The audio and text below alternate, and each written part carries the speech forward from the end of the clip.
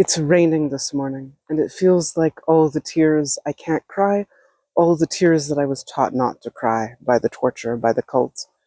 And it gives me a feeling of lightness in my chest, of ease, of some of the grief that I hold, of the grief for so many things that the cult did, but also for the murder of Judy and for all the other kids.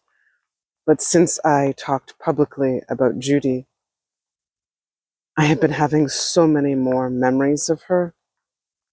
And in every single memory, we fought to protect each other.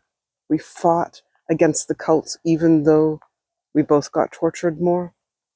We fought to protect each other. We tried to tell each other in so many ways that we were sorry for what the cult was forcing us to do, the torture that the cult forced us to do to each other, and the sexual assault for the child pornography, and even the murder at the end, where the cult forced my 6-year-old fingers over the handle of a knife to her neck.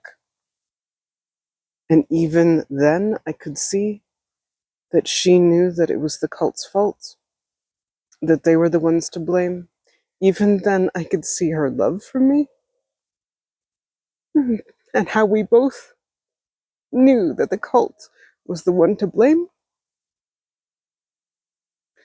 But for so many years, I have held so much guilt in me, in my body, in my emotions, because they told me it was my fault, because it was my hand on the handle, even though I was 6 years old and I fought them. But they were adults, adult males, some women.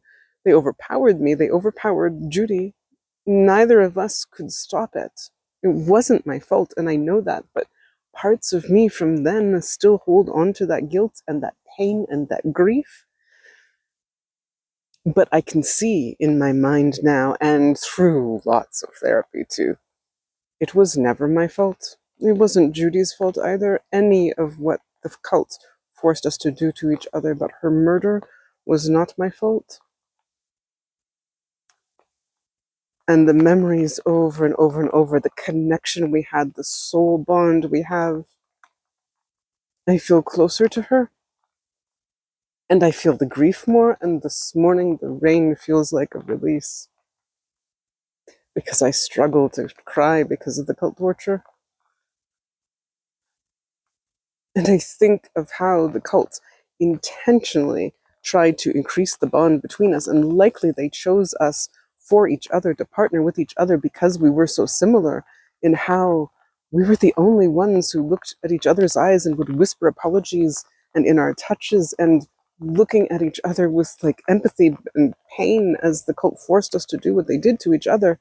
She was the only other kid who did that with me and for me, and made me feel seen and loved, even in all the evil and the torture that was happening.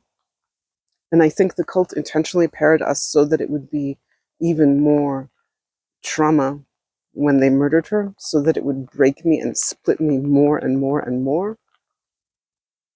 Because the cult wanted me to become like them. They wanted me to harden my heart. And Judy was unregistered. She was born into the cult unregistered.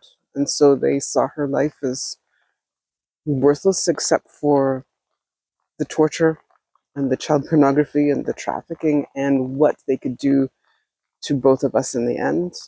But she had so much value. She was my friend, and she was a good soul, a good person. And I loved her. And I am grateful for her. I think we helped each other feel seen and loved when there was no one else doing that, when it was only torture and evil around us. I am so grateful for her, and I feel like the more I can talk about her, the more I can release some of the guilt and the pain. It is still there, but it was the cult's fault, and I know that, and I can see that so clearly for every other survivor who's been through the same thing. But the cult taught us it was our fault in everything they said and did. But I think I am releasing it more now than I am grateful to be able to. And I love her, and I will never forget her. And in my saying her name, Judy, I think other people will not forget her either. And that matters. And the friendship she gave me, and the ways we tried to protect each other, and the ways we apologized to each other for something that was not our fault and was out of our control, that matters. That matters. And I hope if you've been through the same or similar things, you know it was not your fault either. And it was the fault of the cult, and the abusers, the tormentors. But it was never your fault. When we are children, we have no power and no control, and we are blameless, and we are innocent, and we are good. I saw that always in Judy, and I know she saw it in me too. And I am grateful.